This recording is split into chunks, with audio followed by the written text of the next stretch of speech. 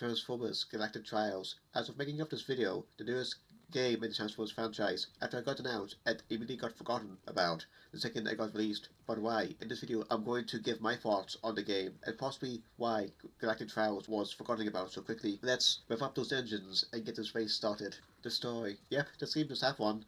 Barely.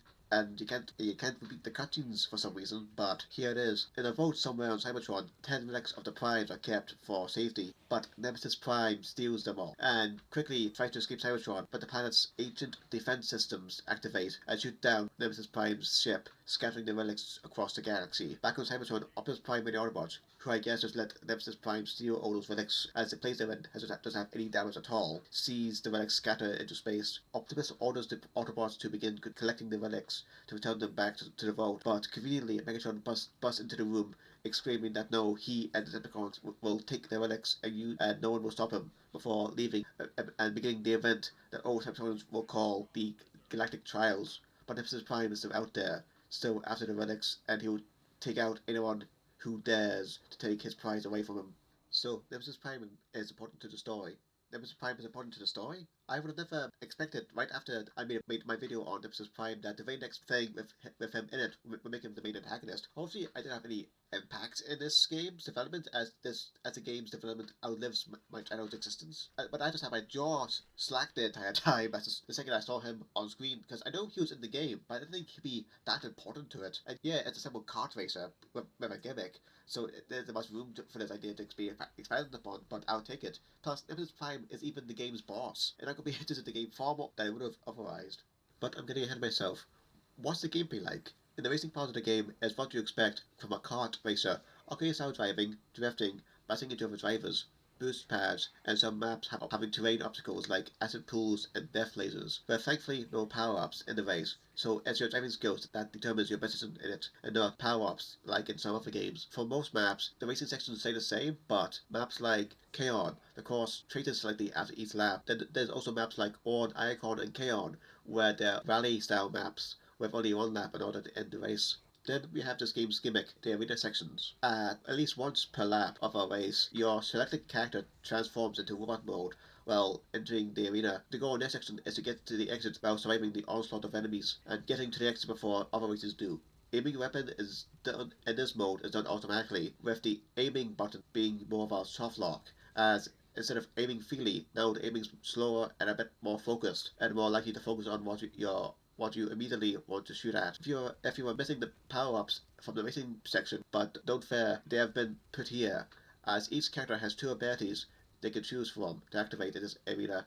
They are mostly put into two camps, survivability or damage dealing. I'll put more detail in this in a bit when we talk about the playable characters. By the way to activate the abilities is by using Energon you have either picked up on the racetrack, or by destroying enemies or off races, with generic enemies giving you 1 to 3 Energon bars, and destroying a racer completely refills your Energon bars. You're able to refill your health, or variety as the game calls them, with green Energon cubes that are scattered across both the racetrack and the arena. The arenas themselves are quite linear, either with forked paths that meet up at the exit, or for maps like Active Swarm, you're going over it over and over again, but with the arena changing due to the rising acid per lap. Then on maps like Iacon, you need to destroy a lock, keeping you and everyone else from progressing. But in a few maps you can do both, and one is my personal favourite in the game, the Market map, as the race course changes slightly with each lap, with the arena changing each time too, with the first arena being a simple straight line with a jump pad, then the second one having you jump up a few levels, then or even higher, going one way, or stay on the third level and quickly just destroy 2 locks to lower the bridge. And finally, you have to climb up a spiral tower, surviving the onslaught of attacks coming from the central beam with flying enemies and a turret behind a force field. I also love the detail of the basic enemies shooting from those rocket stalls. While not hitting the same level of quality as a High Moon Games or Devastation, you can see the gameplay on screen, but this is easily the most fun I've had with this type of game. Yes, it's basic, with bugs and glitches somewhat easily found, but a game doesn't need to be super polished in order to be fun, and that's what this game is to me. Fun. Finally, when playing the Galactic Trials game mode, you can run into Nemesis Prime. You have to win a 1-on-1 race against him, and later on you're able to unlock Nemesis Prime. If you play as him, you get this boss race, swaps out Nemesis Prime for Optimus Prime, I won't lie, despite my enjoyment of this inclusion, this is a guaranteed win for the player, as the AI aggression doesn't change, which makes it extremely easy to make a massive gap between you two, with other times that not being the case, being the single lap races, like War and Icon, as maps like that one, the AI can quickly catch up. The game has three difficulties: Recruit, Expert, and Prime, which have 3, 5, and 7 races long respectively. The AI also tends to ban a lot in Prime and sometimes in Expert for a race or two. My advice is to always keep at least 1 or 2 bars of energy on during the race, especially during the last bit, as you can get a quick gap to form or catch up if unable to eliminate them in the arena. Doesn't help much as everyone, including you, respawn fast too, but it still stalls them for a bit at least. But put a pin on the final difficulty, as it's made extremely harder by playing as one particular character. The Galactic Trails has a few types of unlocks to get: character, weapon, and perks. Simply playing the game is how you unlock characters. We have simple objectives like taking down a number of enemies, or with character-specific ones like complete an expert Galactic Trails run as Optimus Prime for Leader 1 and eliminate RC 5 times for Flame War.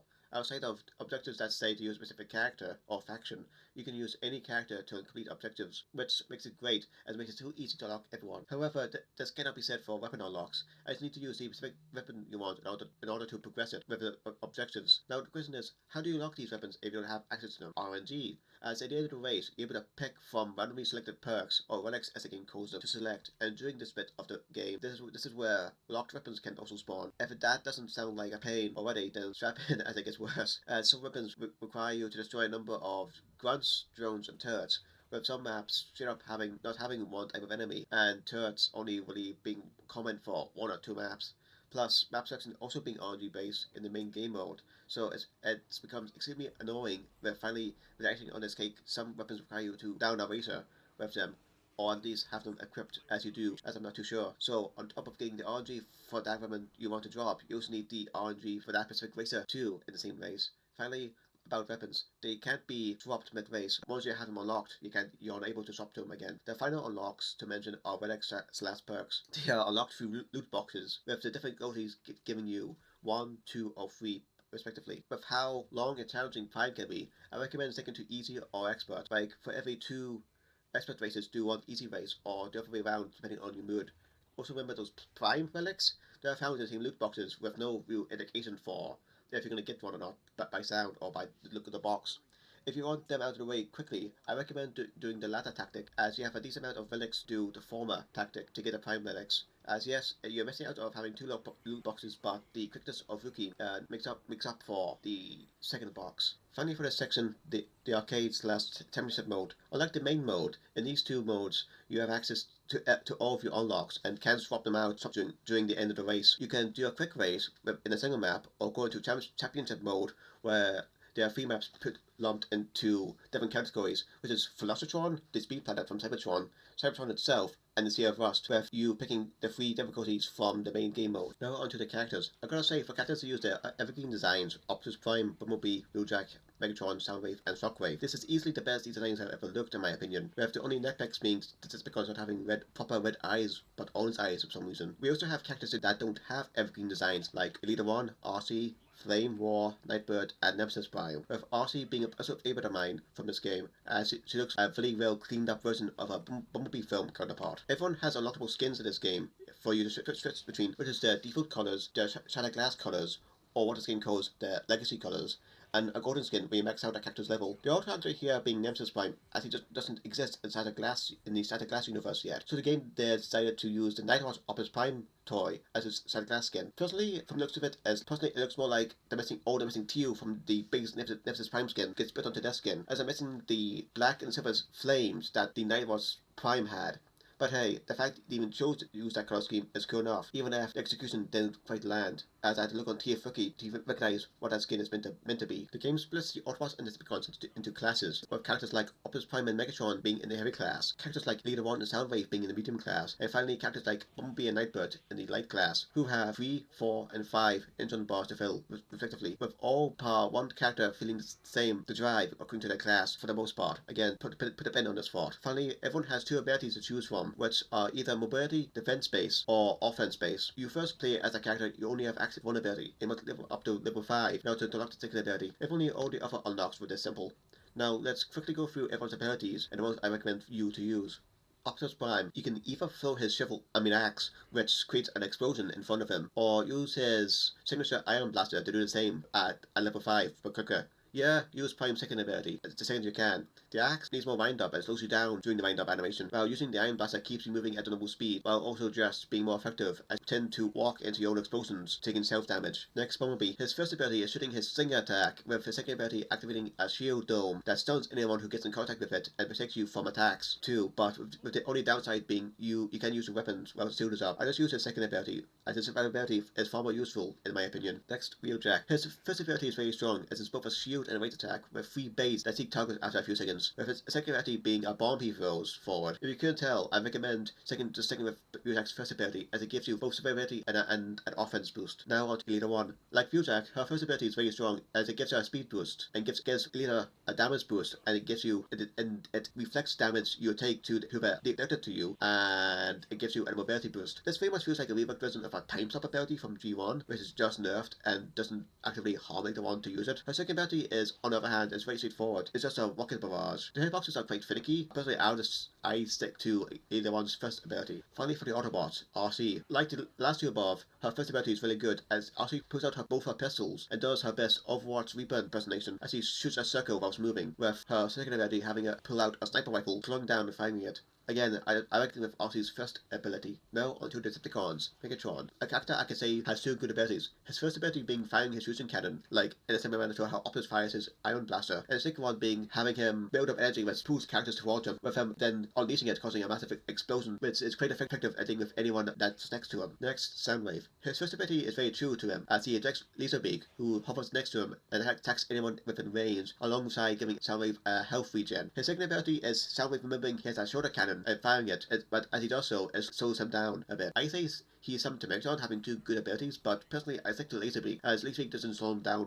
whilst he fires. Now, Shockwave. Like Megatron, he has 2 really good abilities. His first one, again, is a simply firing blast from his arm gun. Then secondly, Shockwave does his best Dragon Ball impression as he makes a death ball before he throws it, which, unlike Prime's ability, it is far less harder to get caught in the blast of that. Now, Flamor. Like everyone else above, Flamor has 2 good abilities. Her first ability is flying her bow straight ahead. Well, this can be used to damage anyone in front, but its main aim is for mobility, as it also causes a lane of flame, which Flamor can use as a speed boost, but it can also damage anyone and cast them on fire as they try to walk into it. With her second ability being more straightforward, as he just fires rain of arrows attack as he fires a boat into the sky before it rains down fire. So personally, you could go for either already. As I said, they're both really strong. Second to last here with Nightbird. She's breaking the mold, as he only has only 1 good ability, which is basically a reskin of Wheeljack's, as he activates a shield which also has blades that come out and seeks nearby enemies.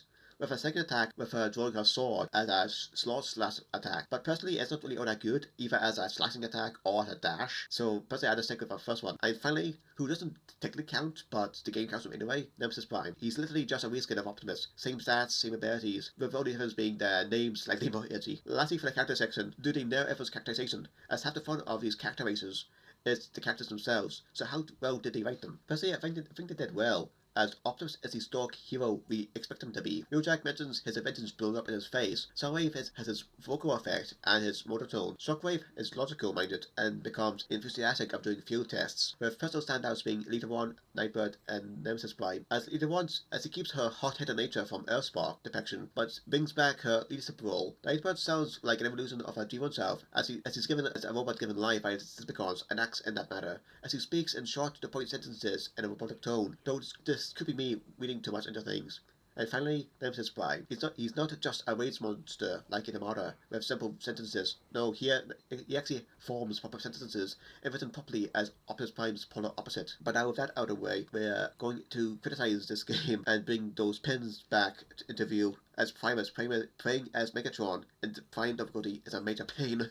Because, as you can see, he's a tank. Well, funny at first seeing this battle tank try and outrace cars and trucks, but even at max level, his stats at the max level and using perks to make him go faster, Megatron's slow acceleration speed and the AI's love for rubber banding to you makes Prime races even harder than they need to be. The only saving grace is that you can cheese winnings too, as even if you run out of replay tokens, if you see an AI about to reach the first line before you, and you can boost to win first, you can close the game and open it into retrying the race as many times as you want, as the game only saves after races and never doing them, just to be sure that you don't cross the finish line for doing this cheese. You may be asking, if Megaton in Prime difficulty is so hard, then why play it? Well, I'll tell you why, as you need to do this as a requirement for Nightbird. You go through all this pain and see her car mode and has blood dinner. Why does she have that for some reason? With my only major criticism out of the way, let's go into a few small ones. The model viewer. When you go to select a character to play as, you can also view their vehicle mode, which is cool, but you can get a 360 of their robot mode. Well, at least there's no way from what I can see, as I press all the buttons in model viewer and I can't seem to get it to work. And whilst I don't mind the string of models, it obviously saves time, but I still question, why does Nightbird have Blur's antenna? Was he meant to be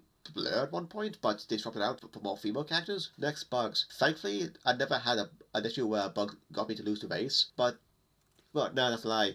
There was one time where Flamelaw somehow won the race like a full minute before anyone else, and that was because the race bugged out during the Azure Swamp map, but that's the only time. But other than that, I haven't lost any other races. Thankfully, replay tokens stopped that from being a major pain. But the only time bugs were instances, but when you do, it only happen around the Artisform map, as the sharp turns as your character clips through the map a bit during the drift, and then there's playing as Megatron. At least when I first began playing as him, his tank mode seems to be too thick for this game, as he kept bouncing around after jumps. And finally, how the story is handled. A sound of 2 countries of the relics being lost and then put back in the vault. There's no mode where it's Autobot versus Despicon, or even a way to replay those 2 cutscenes.